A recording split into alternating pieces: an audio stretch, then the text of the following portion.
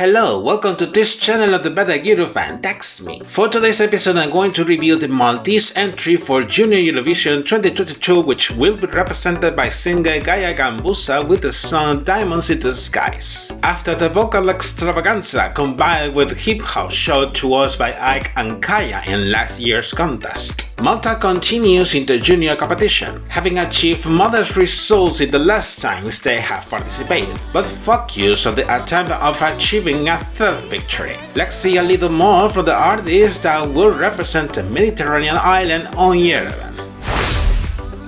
Gaia is 13 years old and lives in the city of Malta. Since she was 4, she started to attend sessions in a performing arts school of the city, where she will discover her passion for singing. In the future, she intends to be a professional singer, while she studies to be a speech-language pathologist. For now, let's take a look how the Eurovision experience begins for the young singer. Shortly after the confirmation of their participation, the Maltese public broadcaster will be organizing what it will be the 8th edition of their junior national final Malta Junior Eurovision Song Contest to select artists and the song that would represent the country in Armenia. For this, they open a submission period for child artists to send their proposals between late June and mid-August, announcing the selected entrants of early September, being Gaia among them. The televised show took place in early October, where the winner will be chosen with the combination of the votes of a jury with the 75% of the weight and the public with the remaining 25%. Then, after all the participants performed their proposals, the voting results, which were not shown live,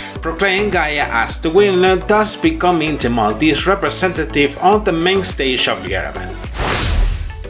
Being honest, I don't know what to think about this proposal. Now here comes the analysis according to what she has presented in her official music video. The melody is a synth-pop track, which has similarities with the musical world of artists like The Weeknd or Dua Lipa. Her voice, on the other hand, sounds quite powerful. Reading the lyrics, it makes references to looking high to the stars, seeing our own personal worth. For this, it uses the analogy of flying into space, witnessing all the wonders that surround us, transmitting as a message that we have to broaden our horizons in anything we want to do in our lives, understanding the special things we have inside of us like raw diamonds. Analyzing the official music video, the plot developed is confusing and not too comprehensible. Hope you can understand it better than me. At the beginning, there are lightning storms reaching an antenna tower serving as a lightning conductor. 3 men are seen doing some activities. One of them is listening a cassette in a huge music device. Other one is playing video games in an old console, and the other one is watching TV. At the same time, there are alternate shots of Gaia with 4 girl dancers joining her,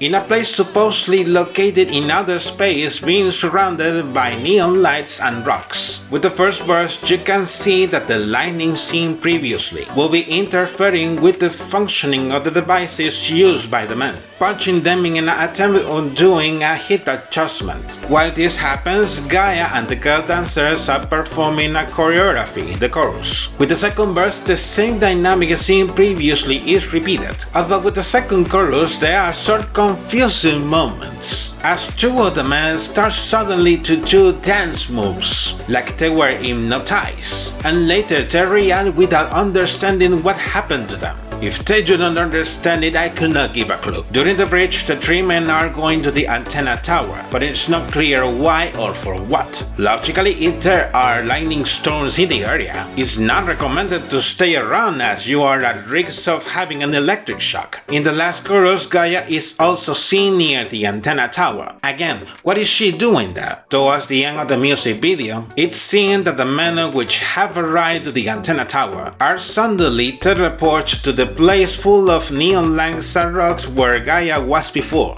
As I said before, I did not know what to think about this proposal, as everything what happens here is senseless and illogical, at least from my point of view. Making a summary of the comments, the Maltese entry for this year is not raising too much expectations. In my case, it happens that I do not have a connection with the song, and I see this proposal pretty weak, unless they have a surprising element under their sleeve. This song will be be easily discarded by the audience. Recalling the staging in the national final, the performance was focused on her performing the song, with two girl dancers joining her on stage, which were doing a choreography through all the song, using spotlights in turquoise tones. Gaia was often seen joining the choreography when she was not singing, implying that dancing was not one of her best abilities. But however, she made a solid performance that convinced mostly to the juries. About the staging in Yerevan, it's difficult to know what are they going to do on stage. Will it follow the danceable performance of the national final? Well, it would be going to be a senseless performance like the music video. In a matter of time, we will know how it's going to be presented this proposal. And you,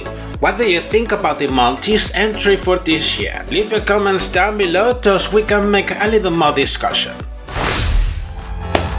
And this is it for today's episode. As usual, don't forget to like this video, subscribe and enable notifications. You can also follow me through my social media. Take care and see you in the next episode. Bye bye.